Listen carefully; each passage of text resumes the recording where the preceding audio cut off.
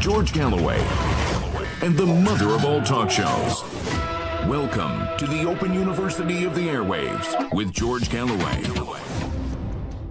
Absolutely not, said Pakistan's Prime Minister, and the diktat of the United States was refused. And now he lies languishing in a dank C-class jail cell in Fort Attic in Rawalpindi.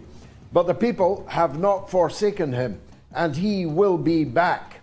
Absolutely not, say the African Union, to the idea of ECOWAS invading Niger at the behest of France and the United States. Absolutely not, say the supporters of Donald Trump in the United States of America, as each indictment is hurled against him in the attempt to drive him out of the race for the presidential elections next year. His fan base is rising, his crowds exponentially growing. The Democrats are terrified of Donald Trump. And absolutely not, say, an increasing number of soldiers in the Ukrainian army, including in elite units, when they are asked to feed themselves into the mincing machine, which has seen the demise of perhaps 400,000 of their fellow soldiers. Absolutely not to the diktat of empire. That's the message of tonight's show. I'm glad you're here.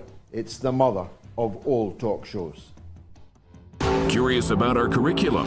Have something to say? Then call us now to join the debate on the mother of all talk shows. The only education you can get for free.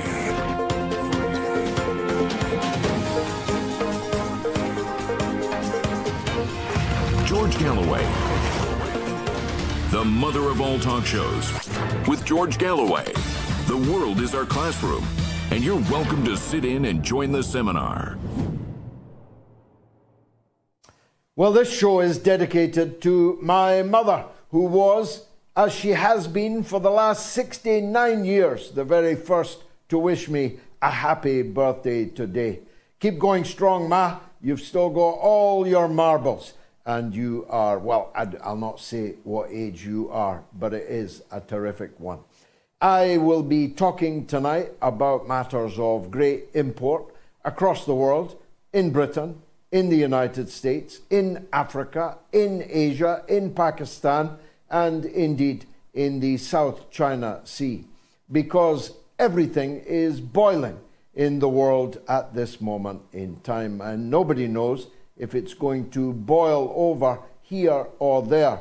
But the likelihood of an explosion is still extremely high, and we'll be deep diving into these possibilities in the course of the show this evening. Adding insult to very considerable injury, the US Secretary of State Antony Blinken has just issued a message to the people of Pakistan, looking forward to their free and fair election, and looking forward to the protection of their rights to freedom of speech and assembly. As State Department tweets go, it probably takes the biscuit. This is the very same State Department that caused the overthrow of the elected Prime Minister of Pakistan, ImranKhan. This is the very State Department who, with its local monkeys in charge in Islamabad, has cracked down on freedom of speech almost in its totality. Every television station, every newspaper is now absolutely dragooned at the point of a military bayonet, a kind of martial law without the words being attached to it. No one is allowed to report any story which challenges the criminals that were imported from the West, principally London, to be placed instead of ImranKhan. Freedom of assembly. The supporters of ImranKhan have been gunned down and gassed. They've been batoned and bludgeoned. They've been disappeared and murdered. Their women folk have been taken hostage. and Blinken has the nerve to talk about the right to freedom of speech and freedom of assembly and fair elections when the Prime Minister and leader of undeniably the biggest party in Pakistan is in prison and is disqualified from running in these free and fair elections. Mind you, that's exactly what they're trying to do in the United States of America. Donald Trump now faces 77 charges in multiple indictments. I look at my watch because another is expected momentarily from Georgia, where the presidential election in 2020 was almost surely stolen. Now, I fly no flags for Donald Trump. He ain't MAGA for me. But Donald Trump was robbed of the presidency in the last presidential election, and they're determined to rob him of the next. Because the one thing about Trump that you could say is that he is out with the sure control of the deep state, of the bowels of the American state, who have for so long controlled democratically elected leaders from the get-go. And when they felt that they could not control them any further, they murdered them. In the case of Jack Kennedy, in the case of Robert F. Kennedy on his way to the White House, murdered in plain sight in California in 1968. But where they can't murder them or don't want to murder them, they can murder their term in office. And that is exactly what happened to Donald Trump. The absolutely fatuous, false, fake news that Donald Trump was a Russian agent has been used to destroy his first term, and now lawfare is determined to stop him having a second. But I've been looking at the rallies that Donald Trump has been holding while Joe Biden sits on the beach whilst Maui burns, and he has not even yet deigned to visit or even fly over the people of a state of the Union of the USA, however unjustly, unfairly it was acquired. They're trying to kill Trump, even literally kill him, because they know that if Trump is on the ballot against Joe Biden, there's only one winner in that contest. And all the ballot rigging, all the ballot box stuffing, all the electronic voting machines, all the power cuts and breakdowns and drainage problems, all the water pipes bursting in the world will not stop a landslide victory for Donald Trump in the presidential election. And then you've got to imagine, though you can't be sure, Trump will go a-hunting for the deep state operatives who have lied and twisted their way through the last 8 years in American politics. The reality is that Donald Trump can run for office even from prison. But if the United States authorities and those in power in Washington think that they can safely arraign Donald Trump and put him behind bars like MIDSUMMER, they may have another think coming. Because Donald Trump has scores of millions of followers, and millions of those have weapons. And the danger of civil conflict, even a new civil war in the United States, should not be underestimated. Although I suspect that the powers that be are underestimating it. Still, we'll be talking to Pulitzer Prize winner Chris Hedges about that later in the show. Absolutely not, said the African Union, to the very idea that Nigeria, for that is what ECOWAS is, it's supposedly the West African Security Force, but in fact those that will be doing the fighting and the dying are Nigerian. The idea of a Nigerian invasion of their neighbor, Niger, the second poorest country on the earth, has been ruled out by the African Union. That does not mean constitutionally that it cannot happen, but the chips are now piling up on the side of those who say that setting fire to West Africa to keep the elites in Paris and Washington warm, in the words of my peerless guest, David, hand in last week on Sunday rather, on the mother of all talk shows, the idea that setting fire to Africa, setting a bushfire right across the Sahelian belt in Africa is any kind of a good idea is dying, withering on the vine. The fact is that the forces that are now moving in the world, the tectonic plates that are now shifting in the world, are shifting decisively against those who thought that for so long their diktat, which ran, would continue to run forever. France is out of Africa. And the sooner the French government realize that and act with good grace and try by diplomatic and commercial means to make peace and friends again with the Francophile parts of Africa, the better it will be for them, as well as obviously the better for the people of West Africa. The United States is not wanted in Africa.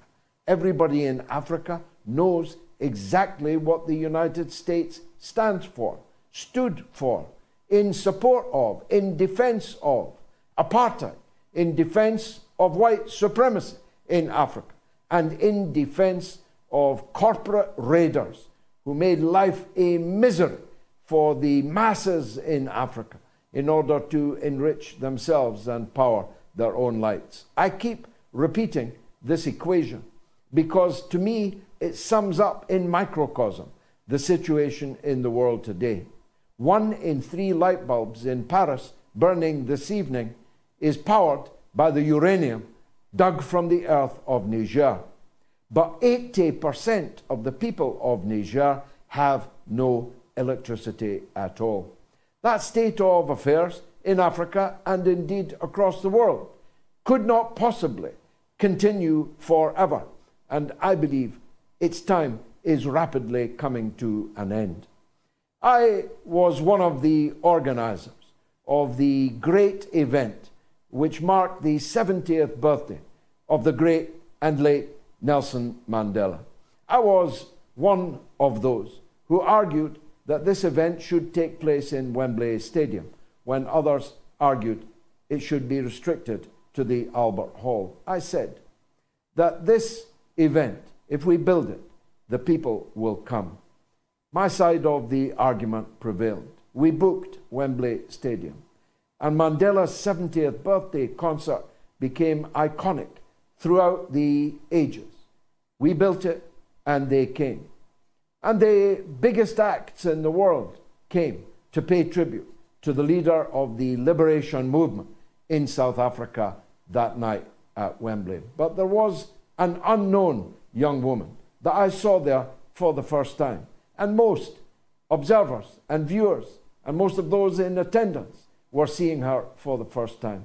She was a small African-American woman with curly hair, standing alone, just with her guitar. She came onto the stage and sat on an ordinary chair with no backing group, no chorus, no backing singers, nothing, just her. Her name was Tracy Chapman. And as she strung the guitar and began to strum what became an iconic hit, I heard from her these lines: "Poor people gonna rise up and take their share. Poor people gonna rise up and take what's theirs." That's what's happening in Africa today. That's what needs to happen across the whole of the world. And I believe that that process has begun. As a very great Russian once said, there are decades when nothing happens, but there are weeks when decades happen. And I believe that we are now into those weeks. I myself am now plunged into a media war with the bagman, the fraudulent so-called president of the great Republic of Nigeria. In ordinary times, he might never have caught my eye if he hadn't been threatening to invade his poor neighbor and have Africans murdering Africans for the sake of France. He might not have caught my eye. After all, I have many fish to fry. But he did catch my eye. And then he set his dogs a-barking against me on social media, and to their eternal disgrace, on one after another of Nigeria's newspapers, stooge journalists wrote the kind of foul slander that the bagman and his entourage, his comprador, intended them to do. And so, as most of you know, I'm not someone who runs away or backs down from a fight. So a state of media war now exists between me and the tin pot tyrant masquerading as the president of Nigeria. I will not rest until he is stripped from office, having fraudulently obtained it. I don't say that because he was a bagman for the mafia in Chicago, that necessarily disqualifies him as president of Nigeria. That's a matter for the Nigerian people, not for me. But when I discover, as I have discovered, that the documents he submitted were literally fraudulent, that he had no legal right even to be on the ballot, and that the ballot itself was rigged, then I have to stand with the people of Nigeria. There is, of course, the possibility, only a possibility, that the judiciary in Nigeria will do their duty, will refuse to tolerate this farce now that the evidence is in. It's not all in because the United States refuses to part with, for the time being, the documentation that would prove it beyond any possibility of contradiction. But the leaking of parts of that documentation and the securing of enough evidence already renders his presidency null and void. And that's why in Nigeria, and I hope to encourage everywhere in the world, the slogan, "All eyes on the judiciary," must now be raised by all those who wish the best for the people of Nigeria, for the people of Africa as a whole. Just a moment or two left for me to mention my own country of the United Kingdom. I sometimes don't get the opportunity to do so enough here on the mother of all talk shows, as the situation in the world goes to hell on a handcart as a helter-skelter of international events. Makes it difficult to focus on a Britain that seems becalmed. I say seems becalmed because I'm absolutely certain that under the surface in Britain there is boiling rage waiting to erupt at the sheer inadequacy, at the mendacity, at the criminal conduct of the governors of Britain and their so-called opposition. Never have I seen a time, and I have now been in politics for quite a bit over 50 years and served in Parliament for almost 30 of those years. And now, from abroad, can see my country even more clearly than perhaps I could when I was there. I have never known a time when the British political class was so small, in the face of such enormous problems. We have a political class on both sides of the aisle that is literally and metaphorically midget, dwarf, pygmy.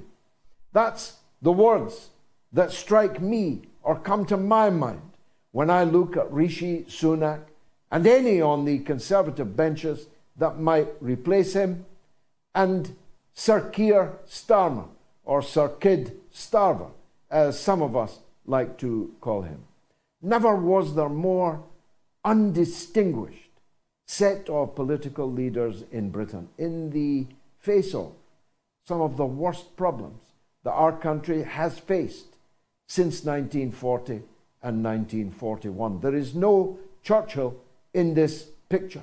There is no one who's going to step forward and save our nation. Our nation is doomed unless it can somehow find the way to shake these impostors from their perches on the government bench and on the opposition bench. I would like to take credit for having launched here just a few weeks ago the demand for a net zero referendum in Britain. Our leaders committed us to net zero without a single vote being cast for it, without a national debate worthy of the name of any kind.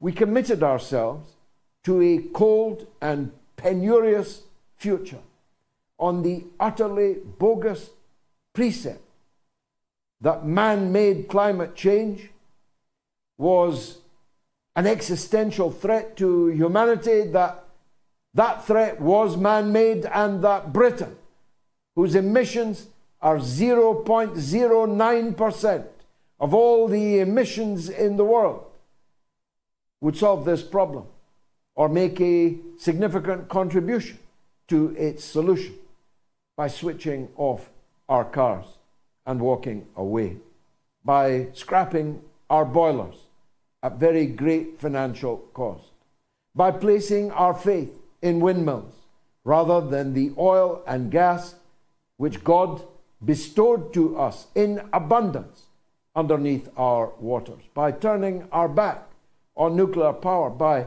turning our back and drowning our coal reserves, 1,000 years of them in Britain. We set ourselves on a course towards oblivion. And I don't want to see the British people suffer. The British people are not responsible for the crimes of their rulers, especially crimes committed before universal suffrage even came to pass in my country. But it is the British people who are now being asked to pay the price for empire and for Britain's new and reduced role as the tail of the American dog. We'll be talking about all of these things over the course of the next 1.5 or so hours. Stay tuned. It is the mother of all talk shows.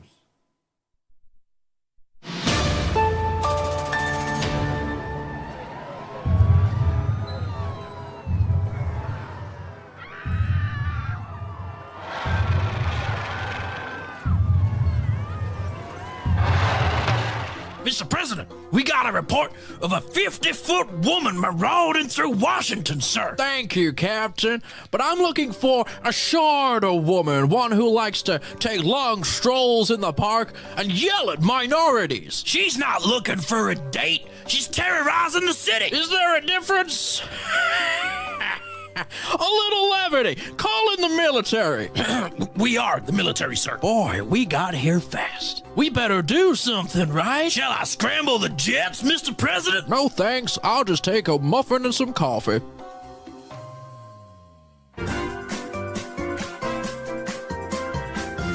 You are listening to the mother of all talk shows with George Galloway.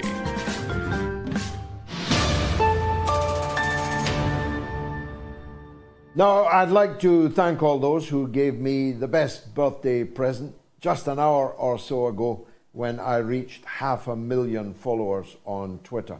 Thank you for all who made that possible on my birthday. We've got a poll running. Does NATO create wars? Simple question. Yes or no? It's a big poll. 18,407 people have already voted, but it's the most one-sided poll we have ever run. 99% say yes on Telegram, 91% on Twitter, 95% on the YouTube community poll, and 97% on the YouTube stream. I'd like to hear from the 1%, the 9%, the 5%, the 3% who beg to differ. I promise you, you'll be given a fair hearing. Here are the numbers with which you can call in the UK and Ireland. Remember, it's entirely free of charge. It's 08 081 96 5522. That's 08 081 96 5522. You call us we'll call you back. In the US and Canada, equally, toll free, it's +1 844 944 3344. That's +1 844 944 3344. And if you are in the rest of the world, where increasingly the majority of our audience is actually located, it is 44203 966 2625. That's 44203 966 2625. Now, our first guest this evening is a very fine Englishman abroad, a former military man, a bit of a toff. He must strike quite a sight and make quite an impact in Russian society, where he now lives and blogs and analyzes and entertains us here on the mother of all talk shows. That's right, it's the one and only Mike Jones. Mike, welcome back to the mother of all talk shows. Let's start with that point. Are you still as well received in Moscow society as you've ever been in the long time now that you've been living there? Thank you again, Mr. Galloway, for having me on. Yes, the answer is, well, thanks to my work. Yes, absolutely. I'm very well received. People are very pleased with the efforts that I've made to go out and see for myself what is actually happening in specifically Donbass. But also I have to chastise those people that have voted about NATO starting wars for pushing that Putin propaganda. The IMF was also accused recently with their optimistic forecast on the Russian economy of also pushing Putin propaganda. So you can see where I'm coming from there, why yes. People receive me so well in Russia. I'll tell you why I ask. There's a new and, on the face of it, utterly ludicrous spy scare in England right now. I don't know if you've caught up with that news, but 3 Bulgarians, one of whose email address was 007, 3 Bulgarians running a bed and breakfast on the south coast of England, who were famous for visiting their neighbours with cakes and pies, who seem like, on the face of it, absolutely impeccable characters, have now been arrested and are charged with espionage in the British courts. And it is Skripal all over again. It is front page news. The Russians, with snow on their boots, with a vodka bottle peeking out of their pocket, with a dark beard and speaking with a funny accent, are under your bed, even if it's a bed and breakfast in the south coast of England. Do people in Moscow appreciate just how much the British don't like them?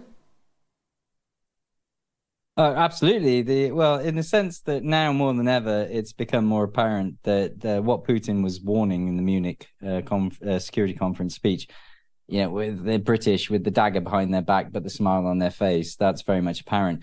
I was very much amused by that story, particularly that one landlord testified that they ordered their super breakfast for £7 with 4 slices of bread, whilst the British were struggling. It was absolutely farcical across the board with the super English breakfast. I mean, that's Western media these days there, but certainly perpetuating this sort of myth of the boogeyman. You may mention about Skripal. Yeah, I got those similar vibes there of look this way, but not that way. Yes, there's an ancient hatred, really. I've been telling people here just this day, actually. It predates Putin by a long way. It predates even the Bolsheviks, and they're long dead. It predates the Russian Revolution. It's a hatred that goes back well deep into the 19th century, and maybe even earlier than that. What do you think lies behind that ancient hatred by the British of the Russians? Honestly can't put my finger on it. Even when I look through history, we have to acknowledge that it was the British that also attacked St. Petersburg along with the Swedes, as well as part of the reason for Kronstadt and all the fortifications along there. Quite where this vitriol and all this hatred came from, I don't know. Britain also accused of stealing the Tsar's gold that he was entrusted to them back before the revolution and around that time. I really don't know. But the point is that I've often made just earlier today is that has become very much apparent to the Russian people. Putin's warnings over these years has very much come, the British being one of the most aggressive in all of this with arms supplies, with rhetoric, and as you've just alluded to in your monologue just there, about it doesn't match anymore. Whereas the British Empire used to have the teeth to back up and bully and get its way in the world. That was seceded to the US, and now the US is facing a similar fate. The political class just doesn't have the credibility nor the means to back up these big, bold claims and these threats that they make, particularly now towards places that they colonize, such as Africa as well. We're seeing Niger rise up and Burkina Faso, along many others as well.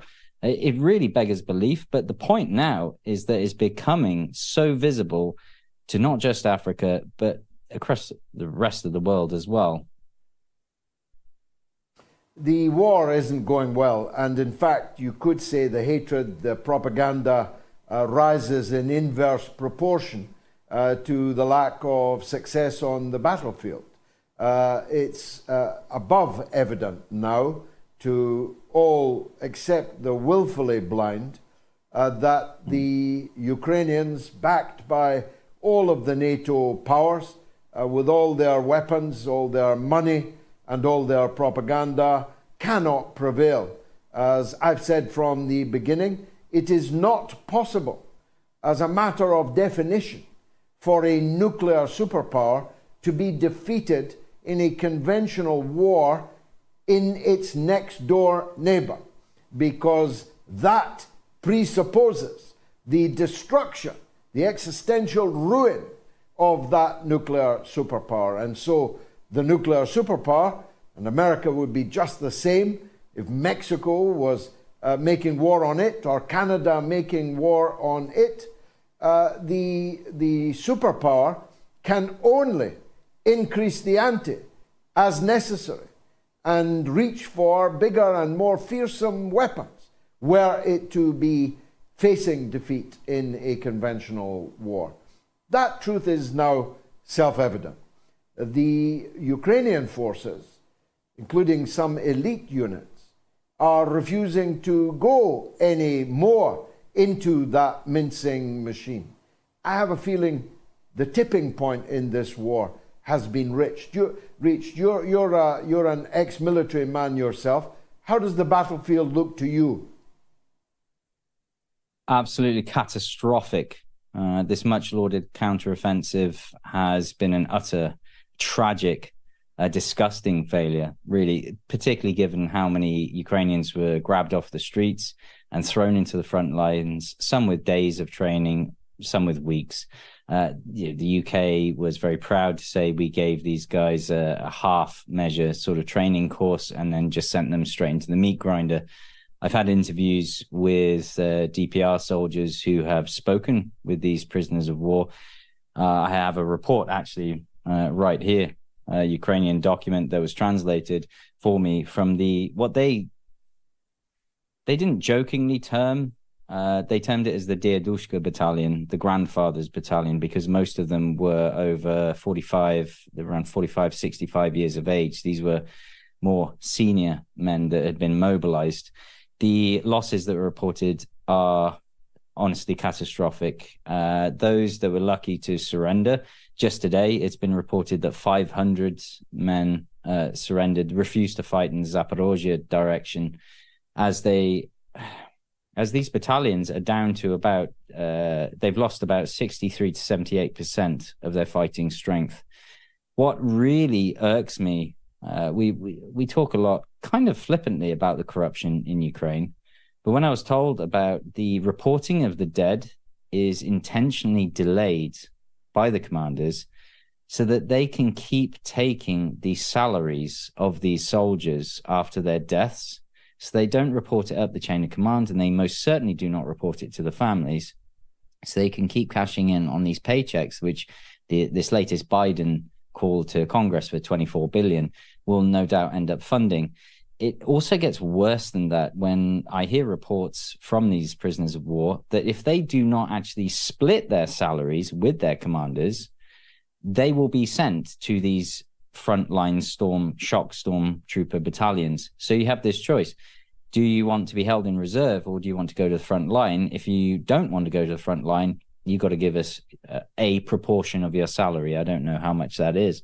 Those are the reports that are consistently coming out from what I'm hearing of these prisoners of war in Donbass, which is, as you can imagine, not just shocking, but heartbreaking to say the least, particularly with the work of the likes of journalist Isabella Lieberman, who is trying to match Ukrainian prisoners of war with their families in Ukraine. In normal circumstances, in a normal country, this situation where soldiers are voting with their feet, either across the lines in surrender, or in the case of the Zaporozhye direction, literally refusing orders, refusing to fight on the basis that it's not a lack of courage. These soldiers have shown great courage over the last 500 days or so. It's a realization that they're fighting a losing battle, and moreover, a battle for unworthy commanders and leaders, and above all, their allies.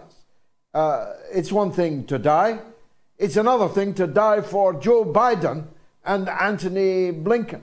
In a normal country, this would lead to a change in political power. After all, Mr. Churchill came to power on the back of a military debacle so small, now that you look back on it, the Norway debacle.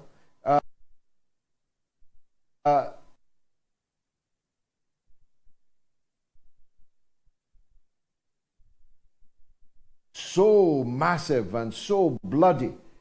It's not likely they're going to be able to hold on to power forever, don't you think, Mike? No, I agree. Forgive me, you did cut out just slightly there. You mentioned about Churchill's debacle in Norway and about Biden holding into power. I would like to just state your first point about these men with their incredible courage. Absolutely, I would agree. Even that with the Ukrainians faced with what is almost certain death. Not to mention that the other reports being given, that this Western supplied equipment that's being given to them. I did an interview with a Russian soldier who'd picked up communications thanks to a Ukrainian dissident that claimed that 8 out of 12 AS-90 supplied by the UK were faulty to the point they were non-operational upon delivery. So that's only 4 that were actually able to be used. One of them, including the firing button, was malfunctioning. These were in workshops, and of course, Russian intelligence knew exactly where the workshops were. When I asked, what are you going to do with this information? The answer was, of course, we will destroy them. Today, we've heard of the 82nd Air Mobile Assault Brigade, which is one of the last reserves, 2,000 men, now being thrown into battle with Challenger tanks. So it's very likely that we shall see Challenger 2 tanks against the will of the British, or at least the initial orders of the British to hold them back and not use them on the front line. It's quite likely that in the coming days, we're going to see those burning on the battlefield. That's going to have a political ramification. I'm talking just politics. We know that this order was given because the ramifications it's going to have on the British military industrial complex to see this horrendous sight of Challenger 2s burning on the battlefield, potentially.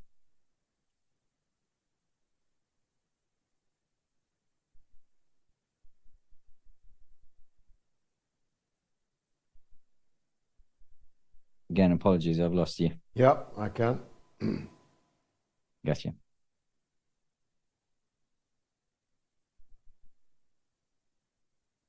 Well, I don't know what happened there. It disappeared from my end, but I hope the viewer got that fulsome answer from Mike Jones, and I thank Mike very much for this latest appearance on the mother of all talk shows. Great to see you again, Mike, looking so well and healthy. Does NATO create wars? Yes or no? You can have your say almost right up to the end of the show.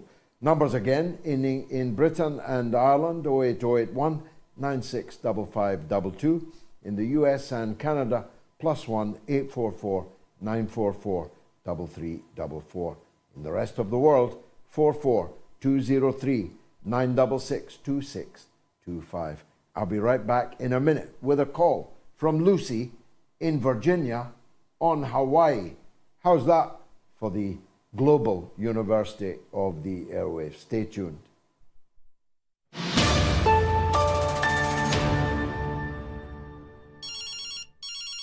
Let's hear from Mehdi. Go ahead, sir.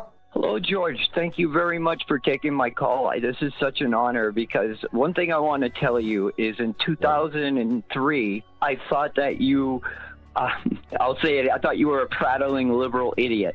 20 years later, I'm here honored to speak to you to say live on air, I'm sorry, I should have listened to you back then. You're bringing the truth to what's going on out there. And one of the things is U.S. policy, whatever it is now, is our government.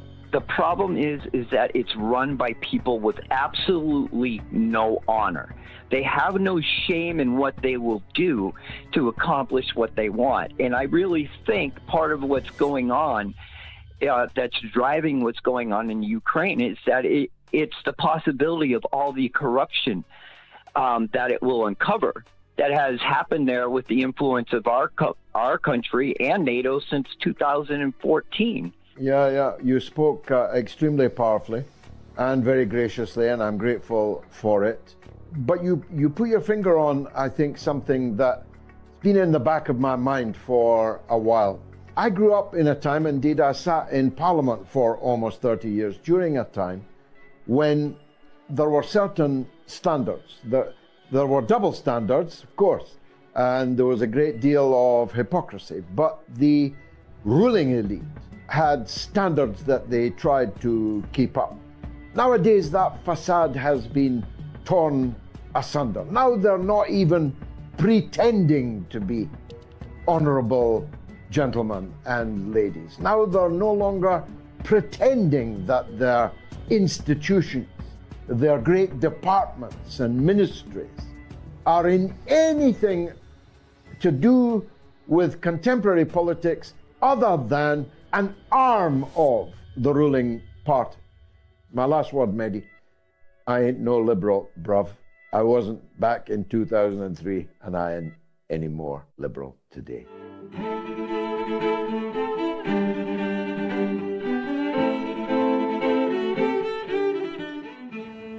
Hello, George. This is Norma from Bristol. We wish you a very happy birthday, and we thank you for the College of Knowledge, which we all enjoy every week, and how you fight injustice, and you stand up for your beliefs. So have a lovely day. Love, Norma.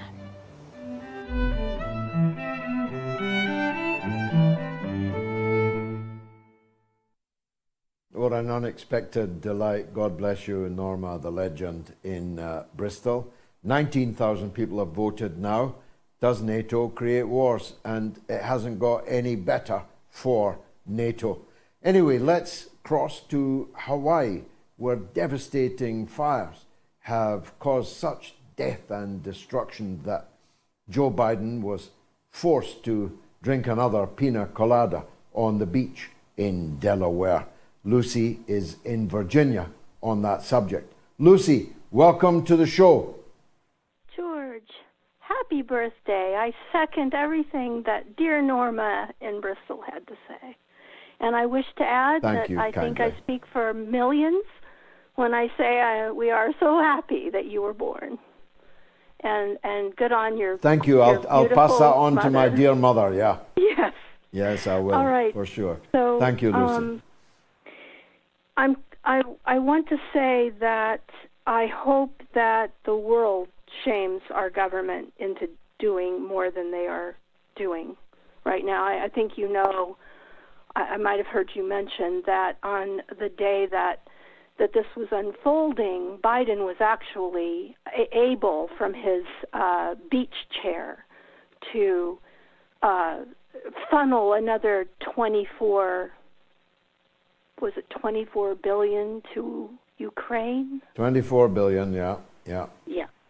Well, he asked Congress for another 24 billion in emergency aid for Ukraine, but he couldn't get out of his deck chair, couldn't put his pina colada down to do anything at all for the people of Hawaii. In fact, when asked by journalists what he had to say about the devastation in a part of the United States, he answered no comment. It is. I have no words for the people of good heart here in the United States who are witnessing this. And this is on the heels of East Palestine. Do not think we have forgotten that. But why I called is because if anyone wants to help Hawaii, the very best way they can do it is by finding the legitimate native Hawaiian places to donate. One is the Council for Native Hawaiian Advancement. And let me say that again. The Council for Native Hawaiian Advancement was mobilized within minutes of hearing what was going on in Maui for getting the in the United States, when there is a horrifying disaster of this kind, for instance, Katrina, people got in their trucks, their cars, they drove there with water, with whatever they could pack in their car. Regular people, not looking for any, praise for this, just going to do what they could do. And we can't do this for Hawaii because we can't drive there. And so the Native Hawaiians, who are in fact the most brilliant, among the most brilliant cultures that have ever graced this planet, the greatest sailors the world has ever known, got in their boats, their ships, and they filled them up with supplies, and they were on the scene first to take care of the people of Maui. So I highly, highly recommend that anybody wants to help that route. And I wanted to tell you of a miracle that seems to have happened. Lahaina was, from what I have been able to gather, it was as if tornadoes made of fire were ripping through Lahaina. Nothing survived except the Catholic Church. And I am reading now from I'm reading just a little couple sentences from a News Nation article.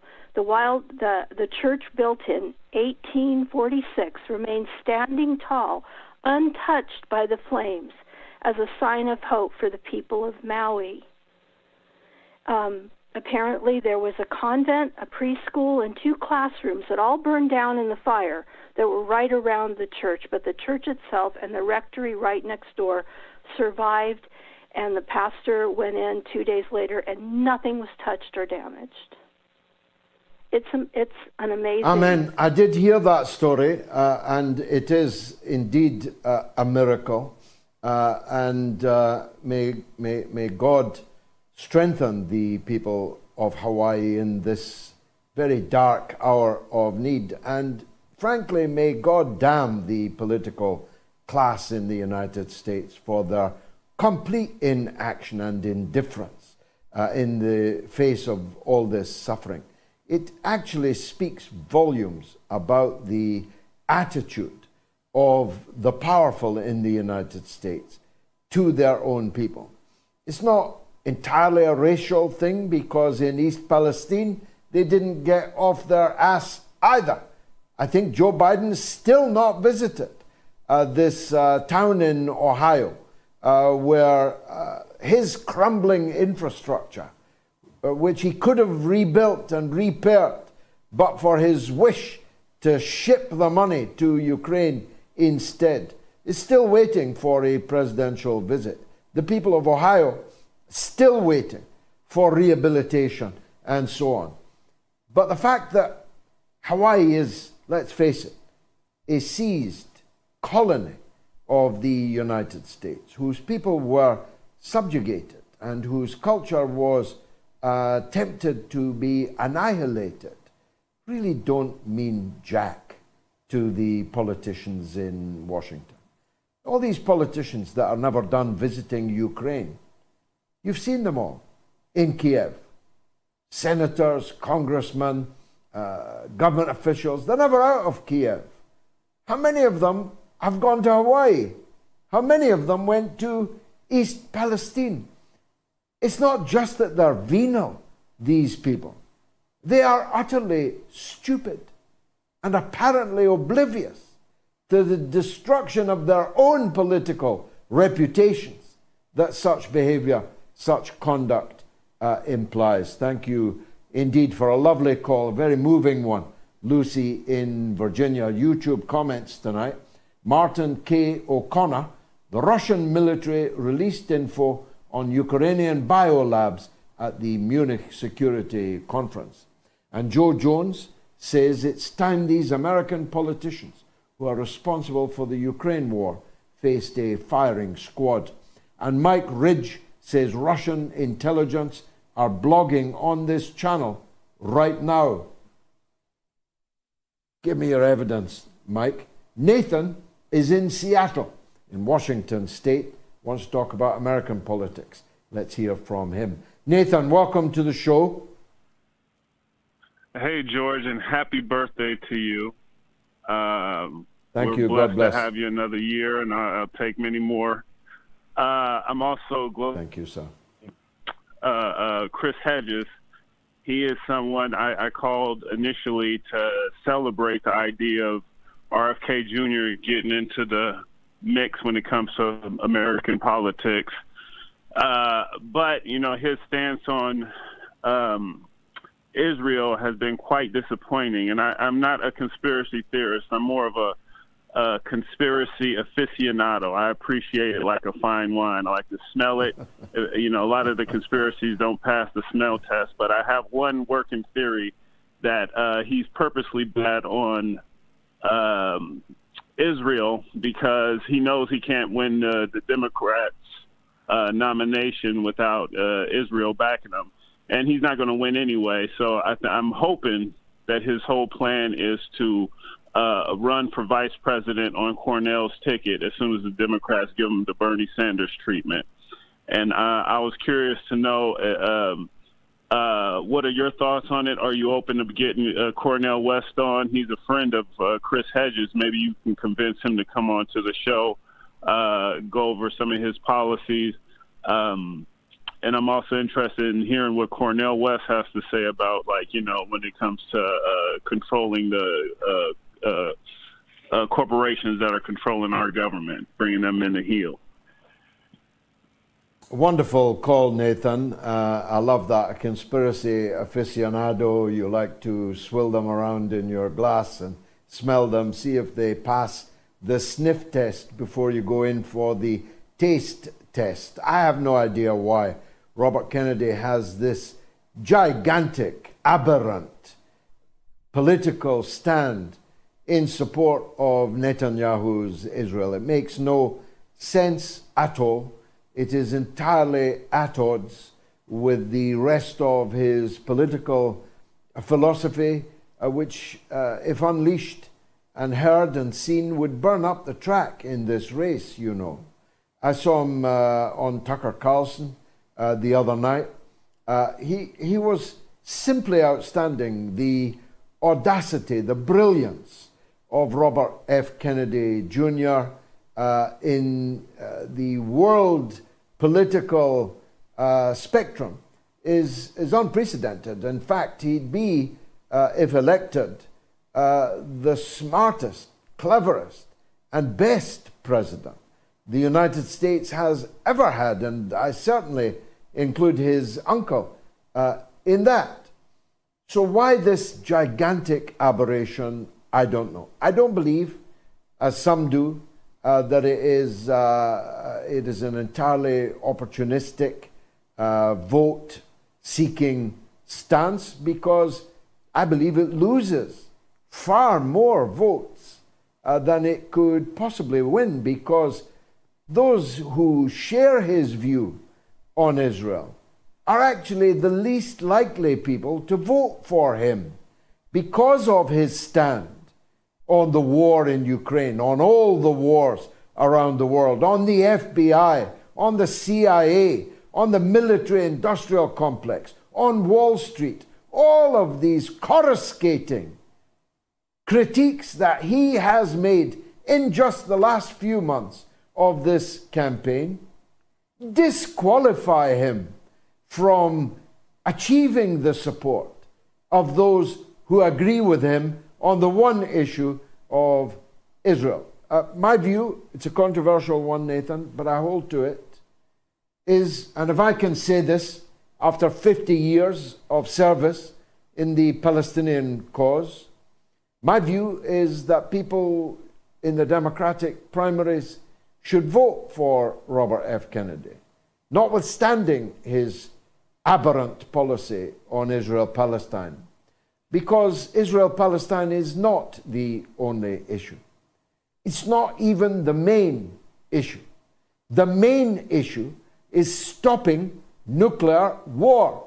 The main issue is stopping World War III, which, if it occurs, will render debate on Israel-Palestine odious, completely redundant, because they, as well as the rest of us, will no longer be here, and Armageddon will have come to pass. So I ask people who've got a vote in the Democratic primaries to cast it for Robert Kennedy, because in the round, he is by far the outstanding candidate. Now, of course, if he does a Bernie Sanders and capitulates to the DNC, the Democratic National Committee, and gives his support to Joe Biden's re-election, then hell mend him.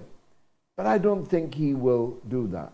I think that he may end up running as an independent. And if he does, I will support him. As for Dr. CornelWest, of course, we have towering respect for him, and he has a standing invitation to appear on the show. He has all of the good points of Robert Kennedy's analysis and none of the bad points. But his name's not Robert Kennedy. He doesn't have the same opportunity to win as Robert Kennedy has. And anyone who denies that is, I think, flying in the face of political reality. So CornelWest, I hope he does very well. Any vote that doesn't go to Joe Biden is a good vote so far as I am concerned. But my hope is that Robert F. Kennedy wins the Democratic nomination. And if he does not win it, that he runs as a third-party candidate, perhaps with Dr. West as his running mate. Thank you, Nathan, for that. Email from John. Happy birthday, mate. I think that NATO, the Yanks, are bullies. They've shot themselves in the foot by taking on Russia, which is one of the biggest mistakes since electing Biden. We're watching the death of an empire in real time. I agree entirely with that. Let's talk to Red in Austin, Texas, about Ukraine. On you go, Red. What would you like to say?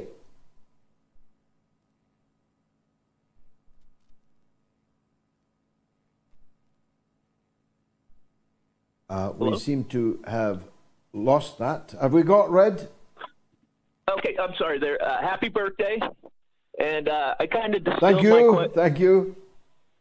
I distilled it down to a pretty good question. And my question is, do you think that Donald Trump General Flynn were aware of the existing Ukrainian operations? I suspect so, yes. Of course, Donald Trump did a lot of bad things in foreign policy. I think that his interest in Ukraine, whilst legitimate, was really a point-scoring one. He knew of the corrupt nexus that existed between the Biden crime family and the Ukrainian oligarchs and state apparatus, and he was determined to smoke it out. But I don't really think that Donald Trump cares for the Ukrainian people any more than Joe Biden does. And in a way, I have no problem with that. The job of the American president is to look after the people of America, not to go around the world interfering in other people's countries, deposing, overthrowing other people's governments, funding and arming murder and mayhem around the world.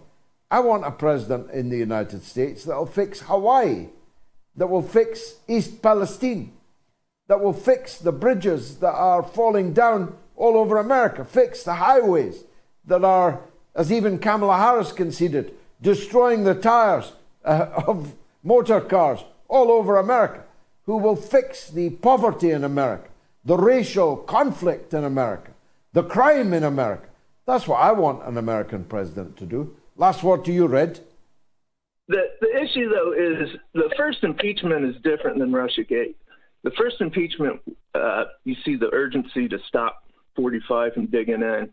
I don't think General Flynn knew, and I don't think Trump knew what was going on. They either were covering up before 2016, or else they just said, we'll get Trump out of here and keep it going. But they flipped out in the first impeachment. And I think a lot of this craziness goes back to American, Ukrainian foreign policy going back to probably 2008, you know. It's the first impeachment, the first impeachment was a naked effort to derail the investigations that Donald Trump was doing and might well have succeeded in unearthing the dark and dirty secrets of the Democrats in Ukraine. You see, I'm going to ask Chris Hedges about this in a minute.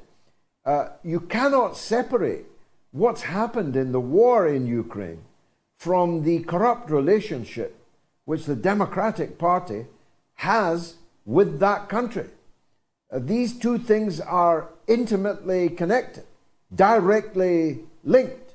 And it's quite clear now, looking at the timetable and knowing what we know now, that the first impeachment was an attempt to crash the oncoming investigation that Donald Trump had embarked upon, and which might well have led to success. Thanks for that call in Austin, Texas. The one and only Pulitzer Prize winner, Chris Hedges, is up next, right after this.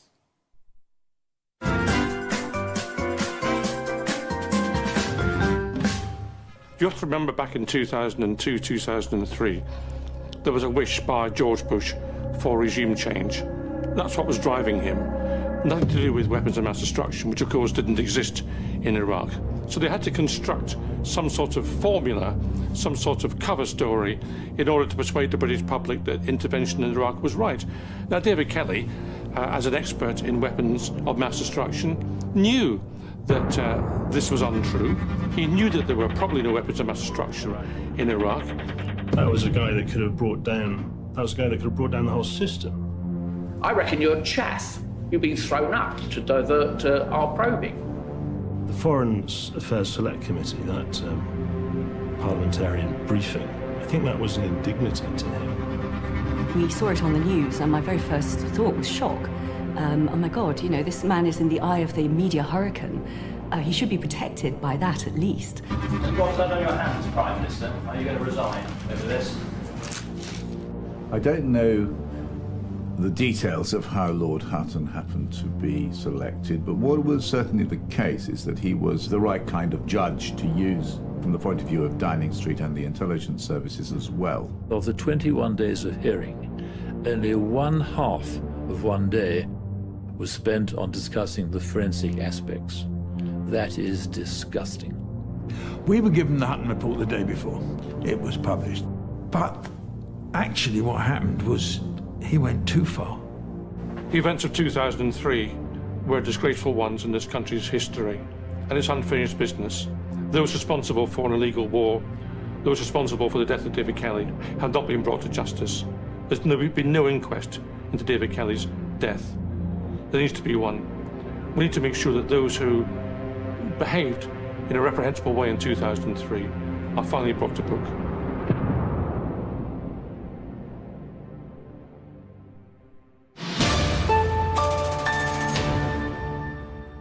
I'm very proud of my film, Killing Kelly. I'm very proud of that cinema poster too.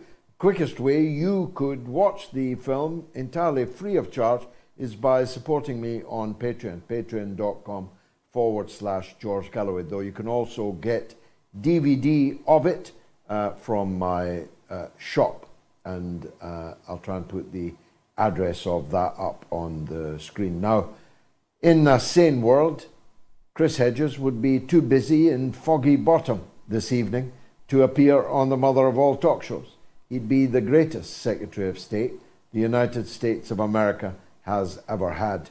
Well, their loss is our gain, and he joins me again now on the mother of all talk shows. Chris, welcome as always. We'll get into more familiar territory for you and me, but let's start with the extraordinary situation in Hawaii and the Washington government's response to it.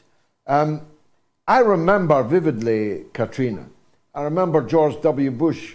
I even remember him saying, "Great job, Brownie," to the clearly hapless, bumbling head of the agency that was supposed to respond. And I think a week or so later he was gone, Brownie. But at least Bush flew over the place. Bush seemed to understand the political optics of appearing to care about the people in New Orleans. Joe Biden's been sitting on a deck chair, refusing to comment, whilst Hawaii was in flames. What do you make of that? Two things. One, the country is, of course, being disemboweled by the war machine. So none of the sirens work, none of the warning systems work. The infrastructure that is supposed to cope with emergencies don't work. They've been stripped down, both in terms of staff and in terms of equipment, whether that's the levees that broke in New Orleans or the toxic spill in Ohio, et cetera. It's kind of endless.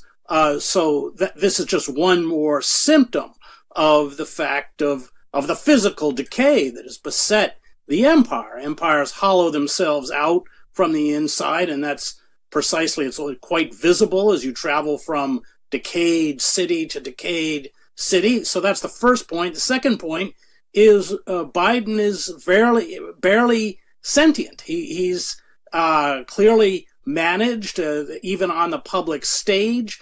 There have been numerous moments where he's not quite sure where he is or what he is saying.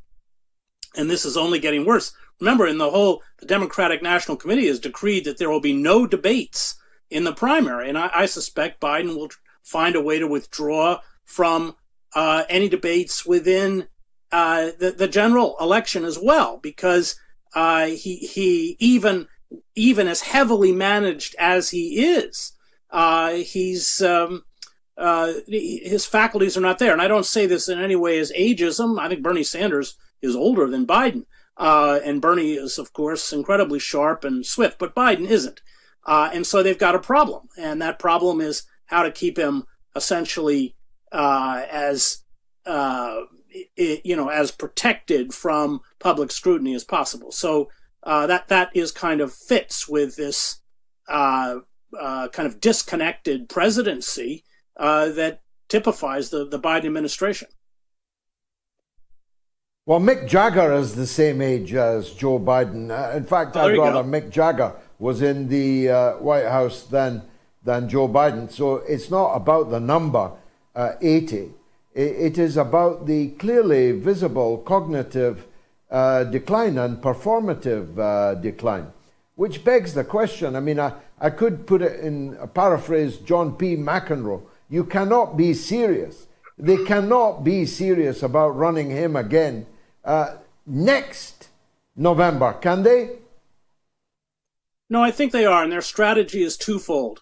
One, they will discredit and destroy any primary challenge in the case of Kennedy, or in a third-party challenge with CornelWest, and they want to lock Trump up. And it's the tactic of any kind of banana republic, where there really, in essence, in their mind, will be only one choice. I mean, I think this latest prosecution of Trump, unlike the others, is potentially serious. I think the Democratic Party wants to see it essentially, of course, they want to tie him up in court within the primary if they can't get him through delaying, and his lawyers will certainly try to delay. But I think that's what they're gunning for. They will push forth this unpalatable candidate, and a majority of Americans don't want to see a repeat of Trump versus Biden. And they will crush. They're already beginning a very vicious campaign to discredit both Kennedy and CornelWest. Now, remember, Kennedy, I don't know what he's polling at now, 19-20% or something within the Democratic primary. West is in single digits, like all third-party candidates, all Green Party candidates. But Biden's margin of error is so tiny that they can't afford to let anybody siphon off even 1 or 2%. So I think that's the tactic. I think they're going to run Biden, as horrible as he is, because, of course, the empire, those figures around Biden like Sullivan and Blinken and others, old neocons, Victoria Nuland in the State Department, who just got promoted. She used to be Dick Cheney's foreign policy advisor. These people are protean. They slipped from one administration, one Democratic administration, to a Republican administration and back again. I think that's their game plan. It may backfire, but I think that's the game plan. What is this, you think, more serious indictment that Trump is now facing? Is that the Georgia one? Yeah. I think the Georgia one is probably the more serious one, and it's tougher for him to disentangle himself from it because it's not a federal prosecution. Remember, he can always pardon himself if he's reelected for federal crimes. How far it will go, again, I don't know, but I think that is the Democratic strategy, is not to provide any kind of credible alternative, both in terms of a candidate, i.e. Biden, or in terms of policies, but to essentially crush and destroy and discredit all potential opposition, both within the party, independents such as CornelWest, and Trump himself. And Trump is clearly going to be the nominee, unless something catastrophic happens. I watched, as you must have, Kennedy with Tucker Carlson. Once you get past his vocal problems, and if you are prepared to park his aberrant views on the Israel-Palestine track, it was a tour de force, wasn't it, Chris? Yeah, but I'm not willing. I mean, having spent 7 years covering that conflict, as you know, I was the Middle East bureau chief for the New York Times. I don't forgive anyone on the Palestine issue because the Palestinians are friendless. I'm not friendless within the circles of power. They're alone. He is embracing the most retrograde narrative on Palestine, not even a mainstream narrative, but one coming from the far right. This is kind of the tragedy of Kennedy, because you're right. He does confront imperial power. He has called for freeing Julian Assange. There are many good aspects to his policy, but it's personal, I suppose, for me, and as having spent so long, those 7 years in that conflict, I just won't, if somebody won't stand with the Palestinians, then I won't stand with them. And I don't think it's a tangential issue because you know very well, George, that in order to do that requires tremendous political and moral integrity, because there's a huge price to pay. The Israel lobby is fierce and strong, both within the UK, but especially in the US. It funds, has massive resources. It And so if you actually stand up, I mean, the irony is that Dennis Kucinich, as a member of the House of Representatives, did stand up to the Israel lobby, and he is now the campaign manager for Bobby Kennedy. But I find the things that he has uttered, which are just factually untrue, I mean, frankly, racist towards the Palestinians, is so disturbing for me. And I wish Dennis or somebody would get to him to at least enlighten him a bit about that apartheid state and the billions of dollars the U.S. has sent to prop up, and the massive war crimes that it has committed in places like Gaza, using sophisticated weaponry against people that do not have an army, a navy, artillery units, command and control, armored units, or anything else. So, and they call it a war. I mean, so yes, Bobby does say some very refreshing things, and yet it's twinned with this blindness on one of the worst crimes, I think, of American imperialism, and that is what has been meted out to the Palestinian people through the Israeli surrogates who we fund and arm. And I have been in Gaza after they have bombed refugee camps and picked up the metal pieces, and one piece I picked up said "Made in Dayton, Ohio." I mean, we should be clear about the U.S. complicity in this.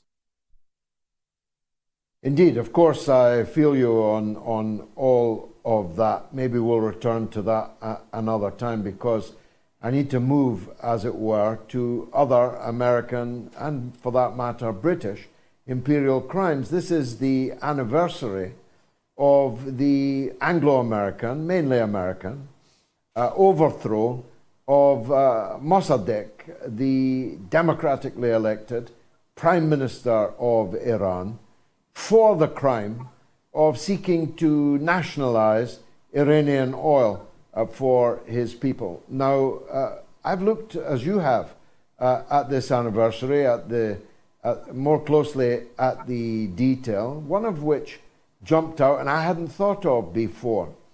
The Americans, and the British in particular, were using the religious fundamentalists in Iran to help destabilize Mossadegh's secular and leftist government, rather in the way that we did in Egypt later in that decade, and have been doing in different places ever since.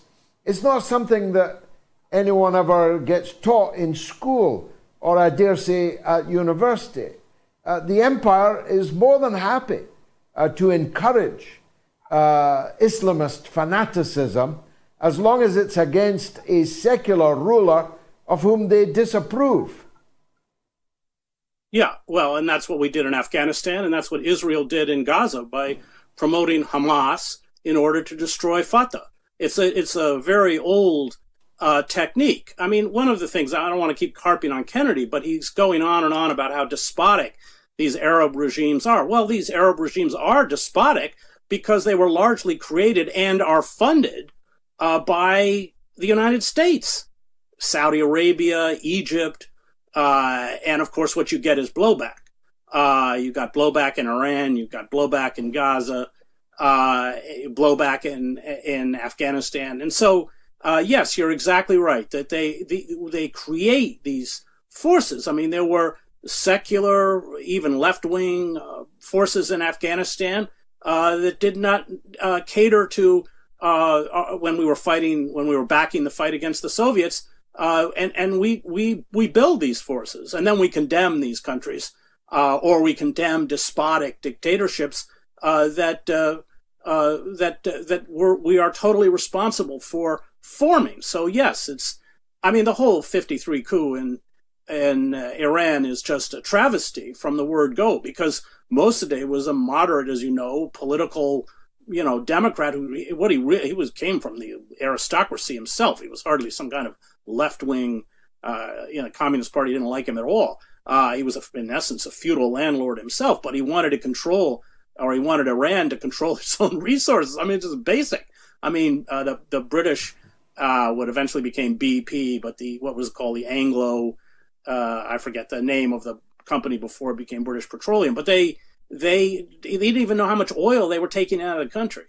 So yeah, it was that basic. He wanted Iran to control its oil revenues, and that was just too much for the British and the Americans. And of course, after he was overthrown, I think it was either 40 or 60% of the British production were turned over to American oil companies and British oil companies. So it was that. And then, of course, we get the Shah, and we built the secret police in Iran, Savak, which was one of the most brutal secret police formations in the world in terms of torture and extrajudicial killings and everything else. And of course, eventually we saw the rise of Khomeini and the Islamic Revolution. But that's not a history most Americans know. You're talking about the anniversary 60 years ago this week. It's not even, frankly, I believe the British government has still not even acknowledged that they were responsible for that coup. The American government had to, because Kermit Roosevelt wrote this self-serving memoir about how he'd done it. But those kinds of distortions, that kind of massive political interference in a country, and the empowering of authoritarian figures like the Shah, and we'll go back to the founding of Saudi Arabia. I mean, who created the House of Saud? It was American oil companies and the U.S. State Department. And there's that book, A Peace to End All Peace, which does a good job of kind of chronicling that. But that's not a history I think most Americans are taught. They're not aware of. We are completely responsible, completely complicit, and these are crimes, terrible crimes against Iranians, against all sorts of people, which we're responsible for. And then, of course, we blame the oppressed for their own oppression, which is go back to what the Israel lobby does to the Palestinians. It's a history that continues to repeat itself, of course. I've been looking closely, perhaps you have, at the situation in Niger, where the regime has emerged, overthrown the corrupt puppet government, a French puppet in this case, largely, although there's a very substantial $100 million American military base in Niger, which is potentially at risk in the situation. And lo and behold, a shot in the arm appears to have been delivered to the Islamist rebels, ISIS, Al-Qaeda, in Niger and in neighboring Nigeria. They already control 40% of Burkina Faso. And where did all these Islamist forces come from? They were introduced by us into Libya in order to overthrow a secular Arab regime of which we entirely disapproved. So it's history that repeats itself on and on, isn't it? Well, and that's what happened in Syria. We armed the quote-unquote moderate rebels to overthrow Assad. And then when we realized that we just spent $500 million or something arming all sorts of people that essentially had flooded in from Iraq, then we started bombing them. I mean, we acted in essence as Assad's de facto air force. It's just one debacle after another. In Libya is just a terrible crime. Whatever you think of Gaddafi, what came after Gaddafi is just a nightmare for the Libyan people. I think that's also true in Syria, true in Iraq, and true in Afghanistan. And it's these blundering U.S. policies. They never know where they're going, by the way. They carry out these interventions without any clear vision of what it is going to lead to. And I think that was true 20 years in the Middle East. And look what we left behind: ruined states, millions of displaced, hundreds of thousands of dead, suffering. And then there is this historical amnesia. It's not mentioned. We're not held responsible as we should be responsible. They've left the Taliban. I think there's not a country in the world that recognizes the Taliban government. It's horrendous. It's criminal. It's an out of control imperial power lurching from one debacle to the next. We didn't even talk about Ukraine. And now they're kind of baiting and provoking China. And I think a lot of it has to do with money. The war machine needs to keep itself fed. It doesn't, this was what the expansion of NATO largely was about. And the consequences are kind of irrelevant. We know from the Afghan papers that years ago, the military and political leadership understood that the Afghan war was unwinnable, like Ellsberg showed us in the Vietnam War. But why does it keep going year after year after year? Because there are major war industries, Halliburton and Northrop Grumman and Raytheon, that are just making piles of money off of this. And it's suicidal. And at the same time, by diverting these massive resources into the kind of permanent war economy, the United States, and we'll go back to Hawaii, is collapsing, literally collapsing. I do want to talk about Ukraine, but in an American context. I am developing in my own mind the thesis that you may have heard me mention earlier, namely that this is a peculiarly Democratic Party war, and that the depth of the corrupt relationship between leading figures in the Democratic Party, and who knows, maybe even the party itself, with the corrupt oligarchy and the political class in Ukraine, may actually be one of the most significant reasons for this war. What are they trying to cover up? What will be revealed when the books are opened, should the regime in Kiev fall? There does seem to me to be a peculiarly Democrat thing about this Ukraine war. What do you think of that thesis? So I would just, this caveat, so the political configurations in the United States have changed with Trump's seizure, in essence, of the Republican Party. So the establishment wing of the Republican Party has fused with the leadership of the Democratic Party. So all these figures like Liz Cheney, Mitt Romney, they're virtually one ruling establishment party versus Trump. Now remember that the old establishment Republican Party and the Democratic Party had very little daylight on issues of trade policy, wholesale surveillance, or war. They were in complete agreement. So what you're seeing is that old establishment wing perpetuate the war. What opposition to Ukraine actually comes from within, it's not large, but it comes from within this new Republican Party, which is the Trump Party, or whatever you want to call it. And so that establishment is essentially fed. It is a product of the permanent war economy. Remember, these large corporations fund these candidates. They control the airwaves. So the quote-unquote pundits and experts, most of whom are drawn from the military and the intelligence communities, serve as cheerleaders for war. They often sit on the very boards that are making money off of Ward Lloyd Austin, the new Secretary of Defense, came directly from the board of the RAND Corporation. So that kind of the poison of or the control of the permanent war economy of the political process and the media is essentially perpetuating wars, whether it's proxy wars in the Ukraine or whether it was the 20 years of war in the Middle East, because that political class is utterly subservient and beholden. And I again want to say all of the quote unquote journalists and quote unquote experts and everybody on the airwaves are as well. And that is that this is the war industry is so large. It's a state within a state, as Karl Liebknecht once called the German military in the eve of World War I, the enemy from within. Well, that's what they are. They're the enemy from within. And if you cross them or attempt to cross them, then your political future is, in essence, eradicated. They're impossible to cross. And remember, Biden was calling for an invasion of Iraq 5 years before we actually went into Iraq. I think you mentioned that this was a long project. And they weren't even talking about weapons of mass destruction then.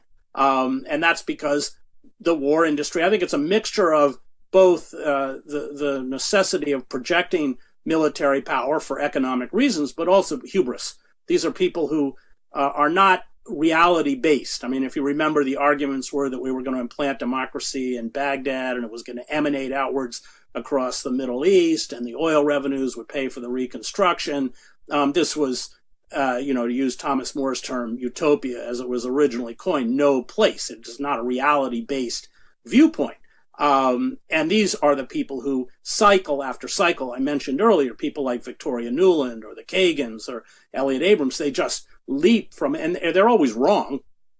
I dealt with them in the war in Salvador, Kagan and Elliot Abrams, and their job in the State Department was to discredit what reporters on the ground were reporting. They're always wrong, but it doesn't matter because they perpetuate the interests of the war machine, just like those journalists, Thomas Friedman, Nick Kristof, George Packer. They're wrong. They were completely wrong about Iraq, but it doesn't matter because they served the centers of power and they are rewarded for it, and it doesn't matter how many times they're wrong. So there's a seizing up both within the economy, within the political system, and within the media in the United States that makes it utterly impossible to counter or expose what's happening. Well, except in the way that we are doing now, in inverse proportion. The audiences of this lie machine that the so-called mainstream media has become, their audience is disappearing. The more they lie, the fewer who watch them. So if you were drawing a graph, Chris, I think the audience of people like you, of people like me, people like Jimmy Dore, and Max Blumenthal and others, our audiences are on the up and up, and in some cases dwarf the audiences of these sofa television politics shows in the United States. So all is not lost. It might be after our time that victory prevails, but it's going in the right direction, I think. Thanks for joining us, as always, on the mother of all talk shows, Chris Hedges. Does NATO create wars? Well, 20,581 of you have voted, and almost all of you have answered in the affirmative. Let me take a quick break, and then it's calls all the way to the end of the show. Tammy in Oklahoma and Ian in Bracknell are the next two calls. Stay tuned.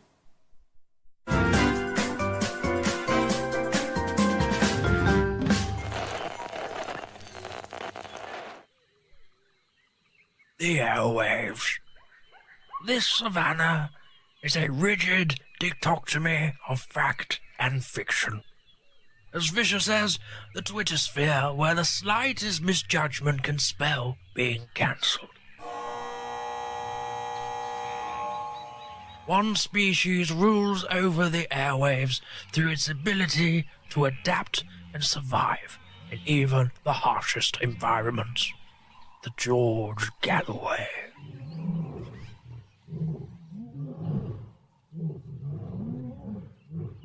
The top cat in these parts, it is mostly active on Sunday evenings in Britain and mid-afternoon in the United States. It seldom roars during the day. Most notable for its wide variety of headdress, it protects these parts from the mainstream media. You can catch this fine specimen on the mother of all talk shows. Don't pick a fight with it. They've been known to bite back.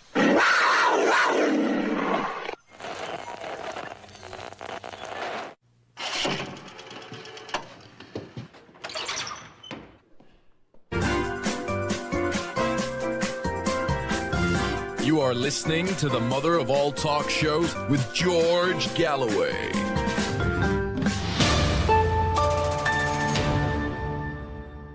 Let's go straight to Tammy in Oklahoma on the U.S. election. Tammy, welcome. Hello. Can you Hi, hear me? welcome to the show. Yes, very clearly. The whole world is listening. I just am so excited that I got through. I have just loved your show for a long, long time. I've been listening for several years. And I also love Jimmy Dore also. I listen to him. You just mentioned him a while ago. He's another one of my favorites. But what I was calling about is the best thing Joe Biden did was to show us himself and all his little peons exactly how corrupt they are. And I'm telling you that people, and here in Oklahoma, I think every county was red when we voted. I don't think we had a problem with our voting anything here in Oklahoma. That's because we're so big and red, there was nothing blue on any county, I don't think. But, now that people have seen what's going on, now everybody's worried that, good grief, are we even going to get a fair election? Or are they even going to have an election? And we're looking at our inflation. I have relatives that are in the oil and gas business. My sister is oil and gas lease. She finds the property owners that lease where they're going to drill the oil wells. She had to go into the insurance business, because he's just stopped everything here in Oklahoma. I've had a nephew that's struggling in the oil business. That's what we are, is oil and natural gas. And I think Joe Biden has just really proved himself with a lot of Americans, not just here. I'm talking everywhere. And if something goes wrong with this next election, and I don't know if Trump's going to be able to run, I hope so, because I would hate to see what this is going to look like if they lock him up. It's not going to look pretty, I don't think. But I think that's a very powerful point, Tammy. It's one that I made myself less powerfully than you have at the beginning of the show. They appear to think with some equanimity that they can crush their opposition internally and lock up their opposition externally. Now, that presupposes a level of dominance, of hegemony within the state that I don't think they have. I don't think they have even majority support. And majority support itself would not be enough. I don't think they have even 50% plus one of the American people. And the people in the other half are mad as hell, and you can't be sure they're going to put up with it anymore. You can't be sure that the Okies in Oklahoma are going to tamely accept another 4-year fraudulent term by Joe Biden. You can't be sure that the balloon might not go up, because if America has become electorally a banana republic, well, why would you not expect the population to respond out with the norms of a democratic state? After all, elections and democracy depend on loser consent. They depend on those who lost believing that they lost fairly. It depends on those that lost agreeing to go along with the result that has been announced. What if that begins to break down? That could get very spectacular indeed. So I caution the people who run America not to go further down this road. If Donald Trump goes to prison, he'll still run for president. He'll still be the Republican nominee. He might even win from prison if they don't rob him again. But even if he doesn't win, scores of millions of people will have voted for someone who's behind bars in what many people, including me, regard as an entirely political prosecution. or persecution. Now, what I'm essentially saying is, if you're going to behave like a third world dictatorship when you're in power in Washington, don't be surprised if the people feel they have to respond in the same way, if you get my drift. Thanks, Tammy, for giving me the opportunity to say that and for your kind words. Now, I will not be in the chair tomorrow night for the No to NATO fortnightly public meeting, but I'm more than compensated for by the presence of Patrick Henningsen in my stead. There's the lineup. It's a very powerful one. Patrick from 21st Century War, Shukri Abdirahman from the United States, Arnaud de Villiers, and Alex Craner. A great lineup. And it's at 8 o'clock UK time on my platform. So on my YouTube, on my Twitter, and so on. Please tune in. 500,000 people every week or every fortnight are now watching these great online rallies against NATO, against the war. Ian's on the line in Bracknell in England on Russophobia. Better hear Ian. Go ahead, sir. Happy birthday, Tovarish George. Salam Salakum, Habibi. Thank you. Thank you very much indeed. Go ahead. Yeah, so the thing was, originally I was going to talk about Russophobia, but having heard so much of like other guests, like RFK, in the interview with Tucker, blindsided by Palestine, challenged by Max Blumenthal and Jimmy Dore, the way that you've got your finger on the pulse on like just so many different topics, like even just the poll that you did with does NATO start wars? Like the bear shit in the woods. They do, and the thing is that no one then you touched on Mohammed Mossadegh, and the one thing that when I talk to people, my wife is Russian. We've been married for 22 years, and context is the one thing that you bring to the table that no one else does, and I think that's the thing that any situation all depends when you start the clock. So when you talk about Iran, exactly. Why do we hate them? Why are they so bad? No one goes back to 53 to Operation Ajax. No one goes back to after the Second World War, Operation Aerodynamic. They always Putin bad. 2022. What about all the people killed by the anti-terrorist operation from 2014 to 2022? Oh, but those were the wrong sorts of people. A bit like people in Yemen, like 600,000 killed. What, like, they're the wrong sort of people. And this is where you just smash it out the park with the guests you have on, because they have the ability to step back and see the bigger picture. Yeah. Well, I'm very proud, Ian, that we have alumni like you. If anyone doubted that this was a global university of the airwaves, your call definitely set them right. Your grasp of historical events and your knowledge was second to none, and it only remains for me to congratulate you on the good sense of having married a Russian wife. Comments.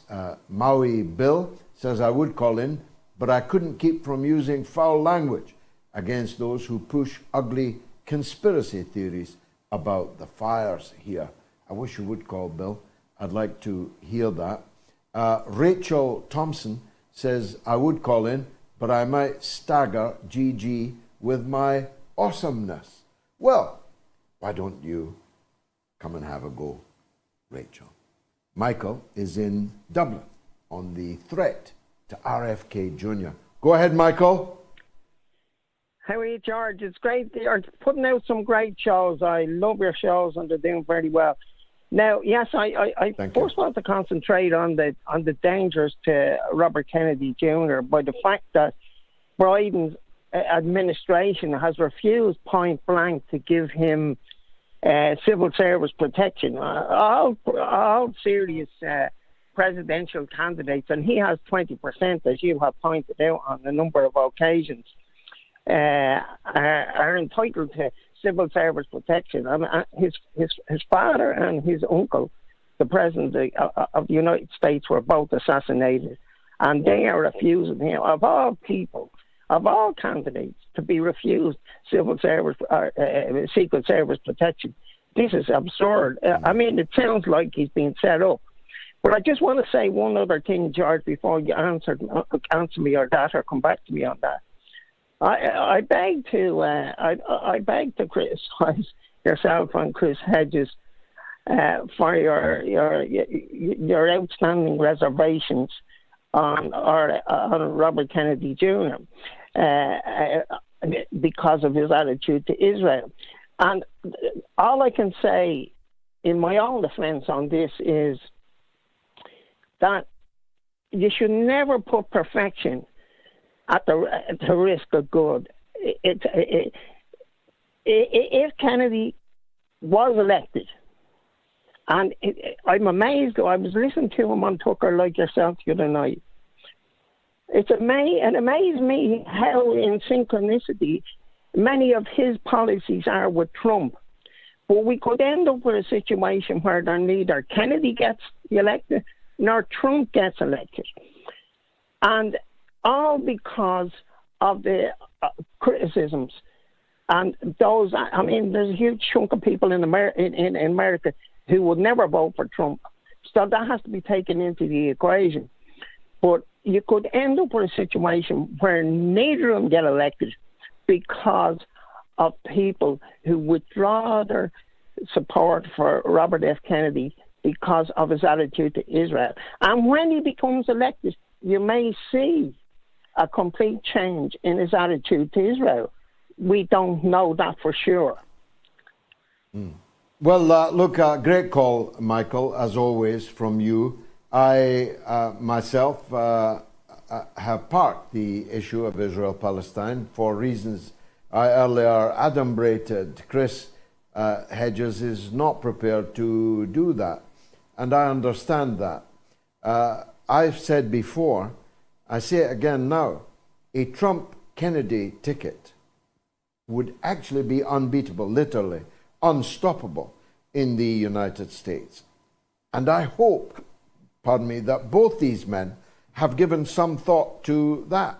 It would require, of course, a tremendous compromise by both of them, for both of them. But it would be unstoppable. It would win. Nothing could stop them from winning. And that's a prize worth having. So important, vital, all my life vital. An issue, though Israel-Palestine is, it does not stop me from calling on people to support Robert Kennedy. Now, as you point out, to deny Kennedy Secret Service protection, the same Secret Service protection that Hunter Biden enjoys on a daily basis, I'm not making that up, seems so perverse, so ugly, as to be deserving of a great deal of public discussion about it. But there is none. Although, as many people have pointed out to me, given that the Secret Service were almost certainly involved in the murder of both his uncle and his father, perhaps it's a blessing in disguise. Now, I can't read. I've got an email, yes, from Enrique. Happy birthday, George. The Democrats and their partners in crime in the deep state are so desperate to get Trump jailed. It shows how concerned they are. The US has become a banana republic of corruption and propaganda. All they do and can do is censure and sanction.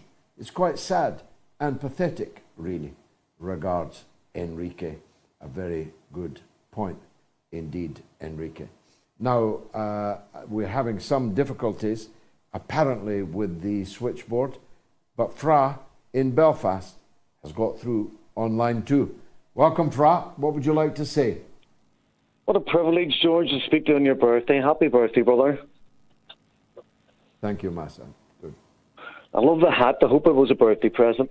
George, I was thinking, it just struck me recently about about the German participation in the war in Ukraine, along with NATO and the American forces. And I was wondering the reason why Angela Merkel stepped down in September 21, which was like 4 months before the start of the war in Ukraine. I was wondering, did maybe NATO and America want her out because she wouldn't have been in favour of the war, even though she said publicly that she wasn't going to institute the Minsk Accords? So I was wondering, maybe was she forced to step down, or did she decide to resign because she knew the war was coming? And secondly, just quickly, George, on Finland. Finland has a border, as you know, as big as Ukraine.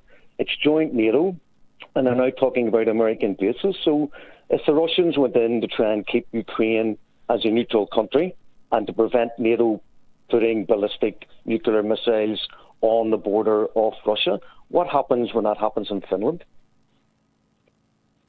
Well, it's a very grave turn of events, and thanks, Fra, for your kind words. And I made the point many times over the last year and a half that Sweden joining NATO isn't really much of a big deal.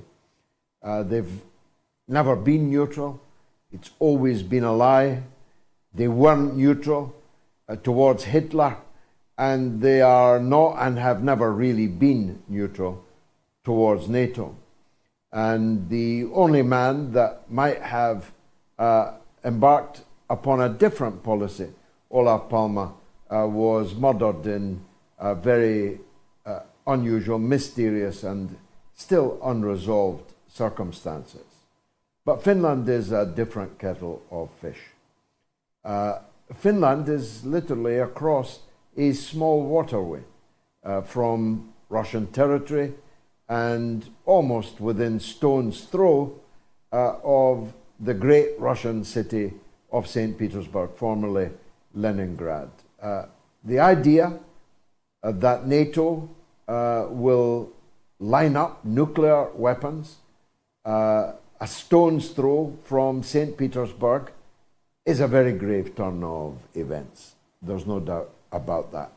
And I don't doubt that Russia will turn to that matter one day, hopefully in negotiations on a new security package which includes Russia and takes Russia's interests, legitimate national interests, into account, though we are a long way off from that. But that may be one of the issues on the table in any negotiations, should they happen, to bring about an end to the Ukraine situation. Because you're right, to render Ukraine neutral, to boot NATO out of Ukraine, but have NATO and its missiles instead in Finland is fraught with terrifying dangers.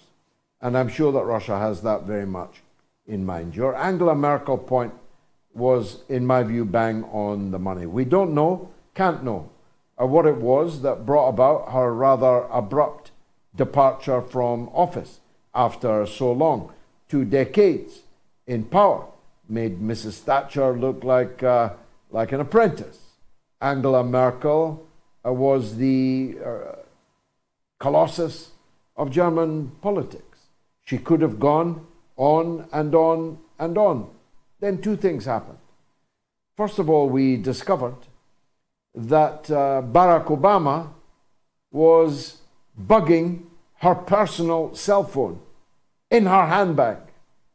The American administration of Barack Obama and Joe Biden were listening in not to Angela Merkel's business telephone calls. Bad enough when you're a NATO ally, when you're supposedly a best friend, listening in to the business calls on the phone on the desk of the German Chancellor is bad enough. But it was revealed that Angela Merkel's own personal cell phone, her mobile telephone, was being tapped by her friends in the American embassy in Bonn and in Berlin. And it is a very, very moot point, I think, as to whether or not Angela Merkel would have gone along with all of this in the way that little soldier Schulz and his bonkers Baerbock foreign minister have done. It's very debatable that she would have done so. She was a fluent Russian speaker. She grew up in East Germany.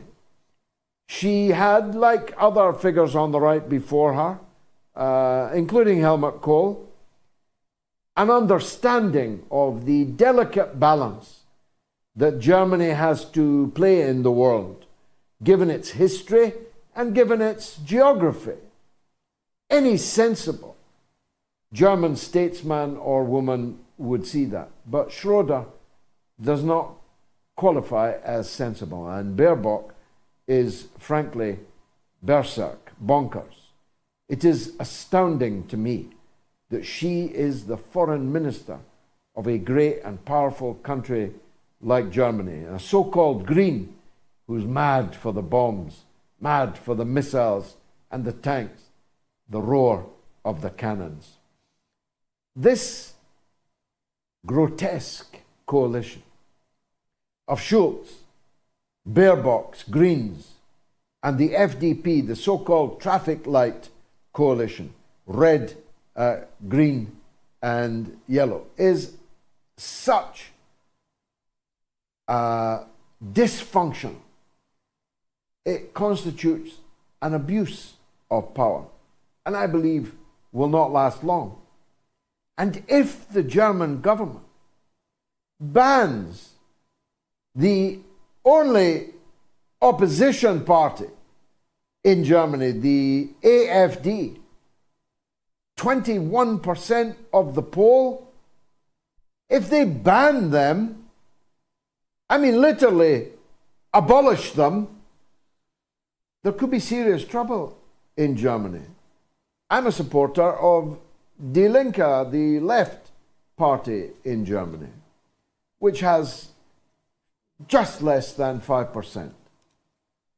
But together, the Die Linke and the AfD, who both oppose the war in Ukraine, speak for a quarter of the people of Germany. That's 20 million people plus, 25 million people almost. Are you going to render them completely without political voice or representation? And if you do, will that not be just like what the Democrats are trying to do to Trump? And if you do, will that not be just like what has been done to ImranKhan in Pakistan? Can't you see the terrifying dangers of jailing your opponents, banning their publications, forcing all media to toe your propaganda line, gutting your country of anything called democracy or freedom, whilst going to war across the world in the name of freedom and democracy? Don't you see the tightrope that you are on? Don't you see the perilous danger that you are in and you are placing your country in? If they can't see it, Fra, then they're not just venal. They are stupid. They are not James Bonds. They are Mr. Beans. They are Austin Powers. Which is all I've got time for, I'm afraid. But it's been a terrific show with two terrific guests and conversations that I think will live long in the memory. A big thanks to all well-wishers to the show. Another almost 2 million people watched the show over the last 7 days, and we haven't stopped counting yet. One of the new developments is piracy, We've got people pirating our clips and achieving almost 1 million views on them, which is good. We're happy. In fact, we're going to start giving out an award, the MOATS Pirate of the Week. We're going to start giving it out. We want people to pirate our clips, but we want to be able to count them, and we want to be able to keep track of them for reasons of counting. So it may be that the audience over the last 7 days was more than 2 million. In any case, it is very significant, and I thank you for that. I thank my 500,000 followers on Twitter. I thank my almost 800,000 followers on Facebook. I thank my 42,000 followers on Instagram. But above all, I thank my old ma, my mother, who gave birth to me 69 years ago on this day. Thanks, Ma. You've been watching the mother of all talk shows. See you next week. Cheerio.